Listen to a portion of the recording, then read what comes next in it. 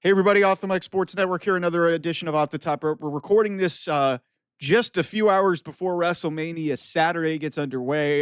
We're going to react to a spectacular NXT Stand and Deliver show from the T-Mobile Arena. I mean, call time I heard for this was at 5 a.m. local time. I mean, Triple H didn't stop speaking until after 1 a.m. local. So Shawn Michaels basically probably got about 1 to 2 hours of sleep and then ran this show and put this thing out there. This was about as good of a show as you could have. Like this was the perfect blend between black and gold NXT with the level of excitement there to the new age of NXT with all the stars in it and all the stars and really the tone was set right out of the gate. Obviously you had the kickoff show had a match which was a fatal four-way elimination match. It was won by Tatum Paxley and Gigi Dolan, which creates an interesting scenario that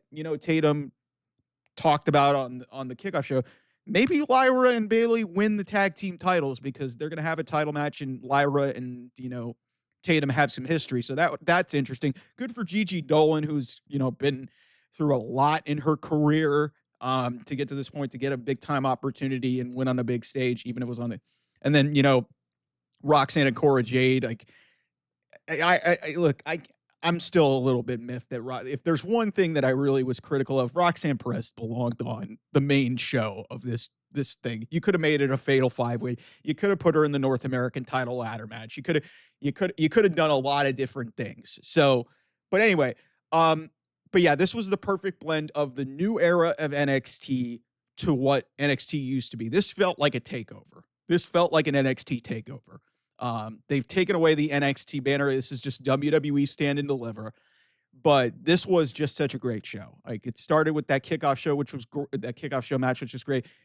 Then you start off with Ricky Saints against Ethan Page for the North American Championship. What was a great opener, and what will be the defining moment of this match was 10, 15,000 people in the T-Mobile Arena at 10 o'clock in the morning chanting, "Tony fumbled," and "Thank you, Tony." Watching two AEW guys start off one of the biggest stand and delivers and start off WrestleMania weekend. I've seen AEW fans like create this narrative of like, oh yeah, Ricky does.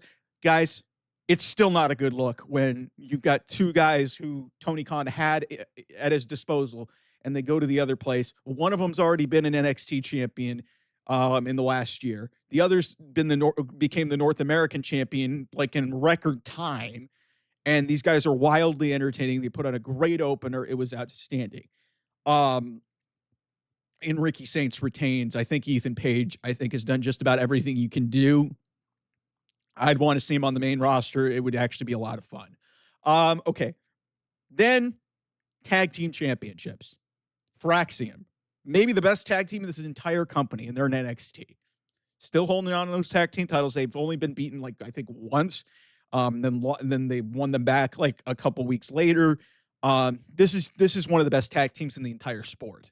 And they faced Hank and Tank, a team that's been kind of built up mildly, like these guys who are kind of meatheads and, just a weird mix and kind of they have that personality and, they've been kind of trying to pick off things from other tag teams like the Hardys and just all these other teams. And they go out and these two teams put on a freaking show. Like Nathan Fraser and Axiom are two of the best, not just as individuals, but as a tag team. They're as good as there is. And Hank and Tank beat them clean in what was really a special tag team match. Hank and Tank won over the audience. This was awesome. Awesome. Just really special stuff happening in that match. Then you get what was a very, very good North American title women's ladder match. You had Thea Hale, you had Izzy Dame, you had Lola Vice, Kalani Jordan, and then you had Sol Ruka and Zarya. And the finish to this match shows you why Sol Ruka is the future of this division. And people have seen this because of her eye-popping athleticism, just her cool demeanor, being the surfer chick. And She went out there, like, she used her core strength to peel herself back over the ladder. She does a soul snatcher to Izzy Dame. She does, like, a triple, I think, soul snatcher to the other people in that match, and then proceeds to climb to the top of the ladder and wins the match, and everybody goes crazy. By the way, I know a lot of people don't care about WWE Speed, but she won the Speed Championship this past week. So she's a double champion. They won't acknowledge it on television, but she's the future of this division. This was great. A lot of high spots, a lot of crazy athletic spots, Lola Vice. Like everybody in this match came out looking really good. Even the run in from the calling actually did really well because it gave a crazy landing for Thea Hale. And it's great to see Thea back even at 20, 21 years old. Like the future is really bright for this division. And, you know, yes, it was weird the way Stephanie Vaquer just won the title, then wins the women's championship, and then just drops this. But it gives an opportunity to, you know, highlight so many of these outstanding women in this division. Then you get a very interesting match that they put on the show. Dark State taking on the D'Angelo family, and what this is going to be talked about. First of all, Dark State's very impressive. Osiris Griffin just looks like a freaking monster. And that guy looks like maybe the future of this team. Deion Lennox, I think, is a former Oregon State football player. So there's studs on that Dark State team. But what this match is going to be remembered for is Stacks turning on the family and, you know, low blowing Tony D. And the family ends up losing this match to Dark State.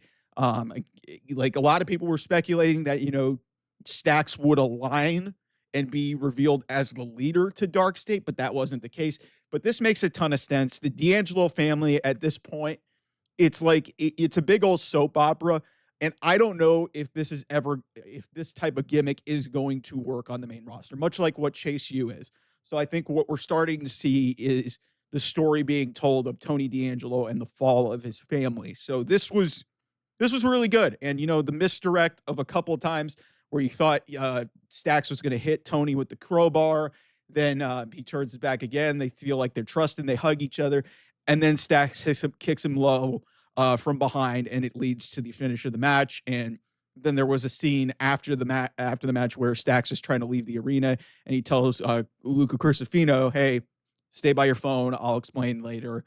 So we're about to witness the downfall of the D'Angelo family, which is going to be a great story to see because Tony D'Angelo, I think, in terms of like, you know, championships and stuff, has kind of reached his peak, but there's still a lot of meat on the bone for this story with, you know, the Don going against his underboss. You could probably do that at a PLE for NXT at some point. And then maybe just build up Stacks as like that next guy. Because, you know, we'll see if Tony D'Angelo could eventually become a main roster star.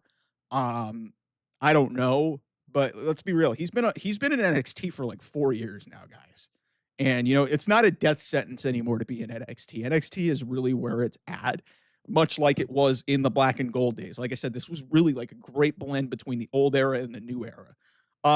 Women's fatal four-way match was great. Stephanie Vaquer wins over Jordan Grace, Jada Parker, and Julia. I mean, Julia brought back the braid, so she's back to being the killer version of herself, which is great. But Stephanie was going to win. I think a lot of people were like, "Hey, Stephanie should lose this and go to the main roster." Guys, I think they need to build this division around her, and they need to, you know, establish some more talent. I think at least two women from this match are going to get called up. I don't know if it's going to be Jordan, Jada. Jada took the pin in this match. I don't know if it's going to be Julia or if they want to continue Julia and Stephanie beyond Stand and Deliver. But Stephanie is the future of this division, at least for outside of her and Sol Ruca are really like, and it's by no accident that these two are, you know, Stephanie's obviously got way more experience, and Sol's like a lot younger and, you know, early on in her career, but Stephanie just has everything. Look, you know, just the aura and, you know, the move set and everything. Everybody's just getting, like, I mean, she did her, I forgot what they call it, the devil's kiss or something. And, you know, everybody in the building was going crazy and they were chanting Booker T because Booker T does a crazy thing on commentary when that happens. But this was great. Jordan Grace showed off her power. Jada Parker showed off her ability as like, if it were me, at least I think Julia probably sticks around in NXT for a little bit longer and they keep going with this story because to do just one match or two matches now, or one-on-one match, I think Jordan Grace was not due for a long stay. That's why she was kind of fast-tracked to an NXT Women's Championship match, and Jada Parker's had multiple opportunities. She's done just about everything that she can do.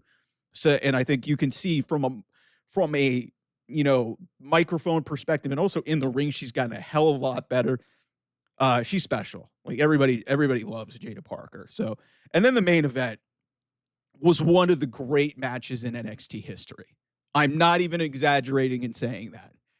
Obafemi beats Trick Williams and Javon Evans in just a spectacular main event.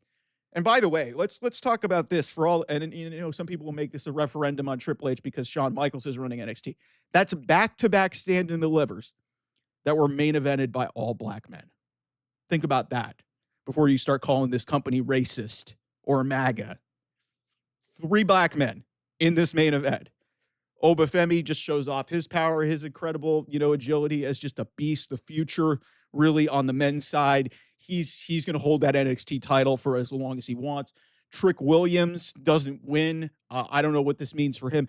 And we need to have a serious conversation about Javon Evans. This kid is just so much effing fun. And before you say he's just a bunch of high spots and moves, have you guys heard him talk on the microphone? He's got that real authenticity of being a 20-year-old kid, but he's got the confidence to back it up. And to think that guy was a developmental guy in AEW and he's going here. This guy at 20 years of age has had 2 NXT championship opportunities. Yes, he took the fall in both of them, but in the last 9 months, this guy has main evented 2 premium live events for NXT for the championship. A fatal 4-way, and then obviously this triple threat. Javon Evans is going to be a freaking superstar. Whenever they decide to figure out what they want to do with him, this guy is going to be a thing. He's not even old enough to drink an alcoholic beverage, and he has main evented 2 WWE premium live events in the last 9 months. To me, the fact that he was able to show out against 2 guys who are both like at least 60 to 100 pounds heavier than him, and he looked like he belonged in that match. Oba is just a killer. And that guy, for the limited amount of experience and the limited amount of matches he's had, Trick has been kind of hit and miss. There's a reason why he's had a couple short NXT title runs. He's still got a ways to go from a wrestling perspective. We know what he can do, with the whoop that trick and all that other stuff. But guys, this was about as good of an NXT championship main event as you're going to get. Like I said, this reminded me of a takeover. This had the feel of a takeover. It had the energy of a takeover for a show that started with the kickoff show at 9:00 local time, and the main card started at 10:00 local time. This was about as strong of a show as you're going to get from Shawn Michaels. Credit to Shawn Michaels, credit to Triple H, credit to all of the young talent that put on a spectacular show. WrestleMania's got a tough act to follow, but we'll see how it goes. Thank you so much for watching. I will see you guys soon. Bye-bye.